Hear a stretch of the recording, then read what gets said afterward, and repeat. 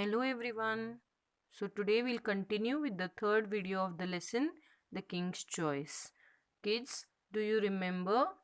Till now we studied that the king of the jungle forms a court and with his courtiers he decides to go to the desert to taste the animals' meat. But because of the hotness of the desert, the king is very tired and the paws of the lion get hurt. So now the king at last decides to go back to the forest and he says that he doesn't care about eating the camel's meat. But now all the advisors of the king are very frightened. The forest was far behind and they did not know how to take the lion back home. So the leopard just wanted to run away, whereas the vulture wanted to watch and wait and eat the lion later on. Okay, so you remember, students? The clever fox thought of a plan, and I told you to think what plan he would have thought. So come on, kids, let's read further. But the clever fox thought of a plan. Off into the desert he ran, saying, I will bring some help. After running for some time, the fox found the camel. The camel was indeed surprised to see him. Hurry up, friend camel, said the fox. Our king wants you at once. Your king? The camel. Who is that? I don't know any king. I only know my master, for whom I carry goods across the desert. Our king, the lion, has killed your master, said the fox. So, kids, now the clever fox has a plan. He starts running towards the desert, saying that he will bring some help. And after running for some time, the fox found a camel. Okay, kids. The camel is very surprised to see the fox. Okay. And then the fox tells the camel, hurry up, friend. Our king wants you at once. So now the camel is very surprised. He says, your king? And who is your king? I don't know any king. I only know my master for whom I carry goods across the deserts. Okay, students. Then the fox tells the camel that the king, that the lion, has killed his master. Now you are free, and the lion has invited you to live at his court. Come along. The camel followed the fox. When the fox and the camel reached the lion's camp, the vulture and the leopard were surprised. Even the lion looked pleased in spite of his burned paws. The camel was presented to the king. He agreed to serve the lion in return for home at his court. So, kids, can you see?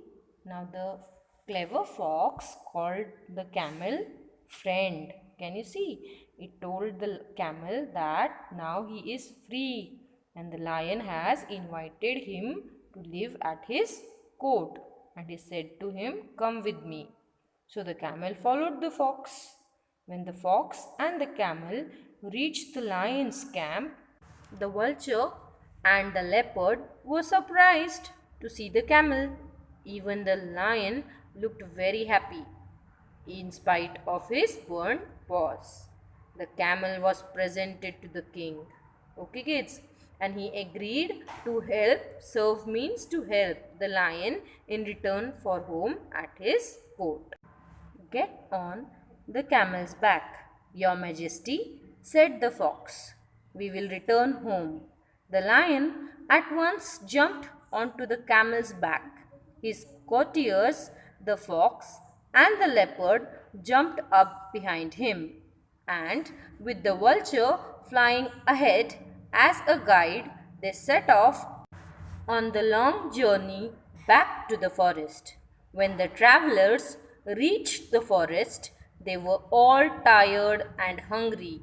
The fox, the leopard, and the vulture looked at the camel. Then they looked at each other and smiled hungry smiles. They had brought the camel for the king's dinner. Now it was time for the feast. The Lion King knew what his courtiers were thinking. He called the camel to him.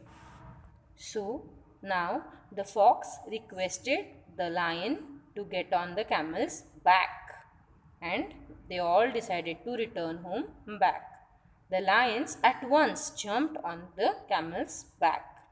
His courtiers, the fox, the leopard, also jumped behind him, and the vulture was flying ahead as a guide. Okay, students, it was showing them all the way back to the forest. Okay, so now they started with their long journey back to the forest.